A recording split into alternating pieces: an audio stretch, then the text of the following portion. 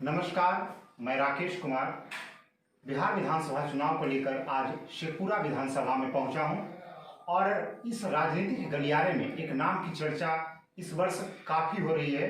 वो है नवीन कुमार की, जो कि खुद पत्रकार भी हैं। आज हम उनसे खास चर्चा करेंगे उनके साथ उन्हीं के ऑफिस में।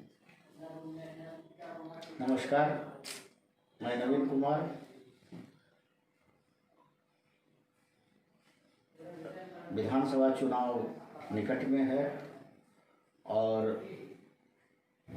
मैं भी चाह रहा हूं कि यहाँ का प्रतिनिधि, इस विधानसभा का प्रतिनिधि राजू बाबू, यहाँ के पूर्व सांसद जो रह चुके हैं, दिवंगत हैं, उनके अधूरे कार्यों, अधूरे सपने को पूरा करने वाला कोई प्रत्याशी हो, कोई प्रतिनिधि हो जो कि आवाम के, आम जनता के विकास, उसकी ज़रूरत, उसकी मूल भी समस्याओं को दूर कर सके और यहाँ का तीव्र गति से विकास कर सके और जनता को स्नेह, लाड़ प्यार अपना दे सके।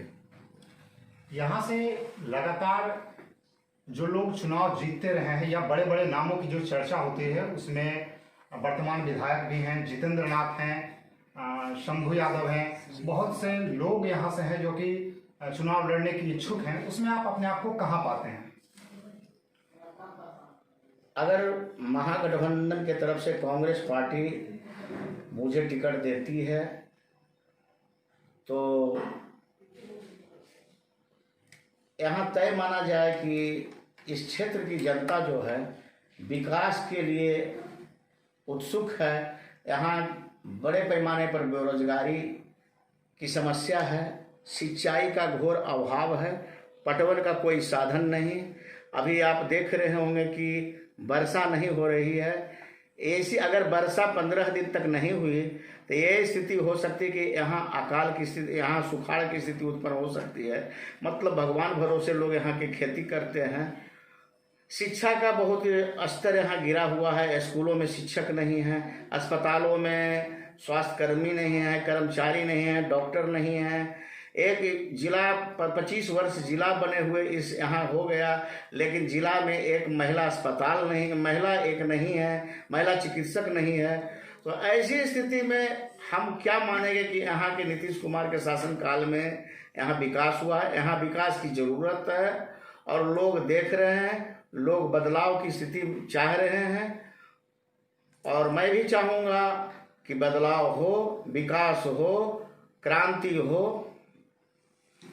हर राजनेता जो कि चुनाव में अपने आप को उतारता है, वो विकास का नारा ही लेकर उतरता है। नीतीश कुमार हो या लालू प्रसाद यादव हो या विधायक हो क्षेत्र के या सांसद हो, विकास का नारा लेकर जाते हैं। आपके विकास के नारे और उनके विकास के नारे में क्या अंतर है? ये लोकसभा का चुनाव नहीं है, ये विधानसभा का चुनाव है और विधानसभा चुनाव में लोग क्षेत्रीय मुद्दों को रखते हैं, लोकल समस्या को रखते हैं और लोकल समस्या बहुत काम करता है। इस चुनाव में लोग छोटे छोटे जो समस्या है उसके बारे में चर्चा करते हैं। उसकी पूर्ति अगर नहीं होती है तो वैसे उम्मीदवारों को, ऐसे प्रत्याशियों को नकारते हैं। यहाँ ना माननीय लालू प्रसाद जी का बात है, ना यहाँ माननीय मुख्यमंत्री जी की बात है, ना यहाँ और किन्हीं अन्य का।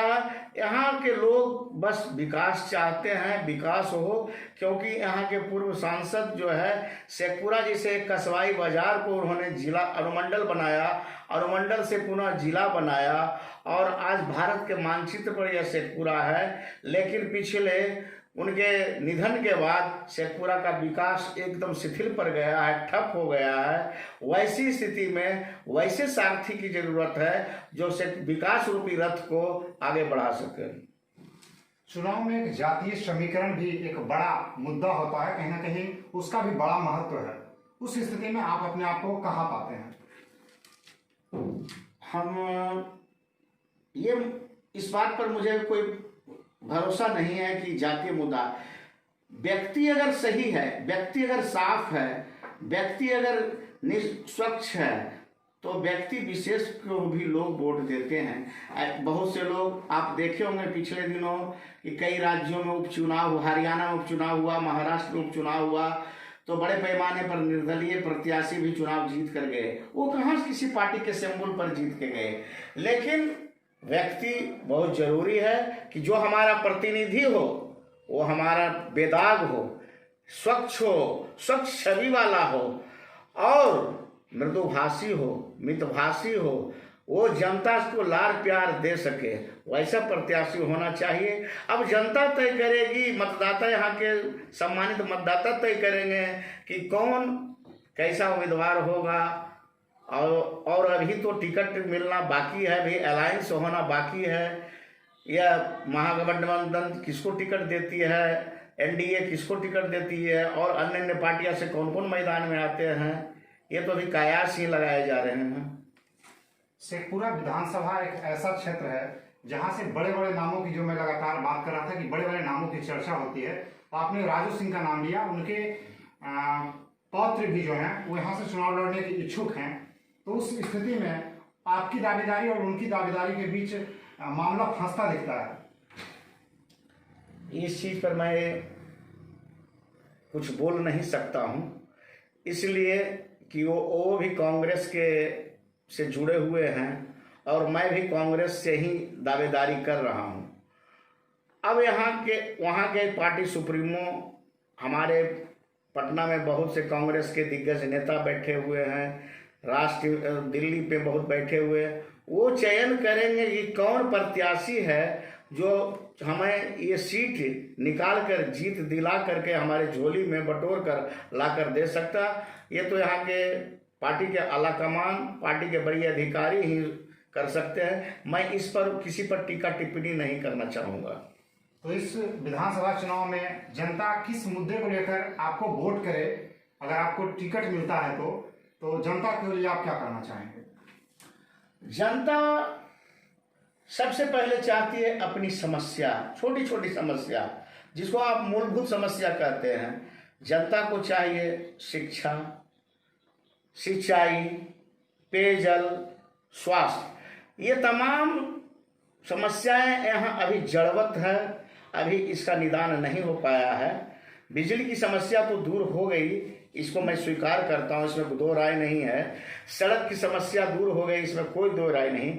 लेकिन शिक्षा और स्वास्थ्य और पटवन और पेयजल, ये चार मुख्य समस्याएं जो है यह भी यथावत क्षेत्र में पड़ी हुई है और जिससे जनता, आम जनता आक्रांत है।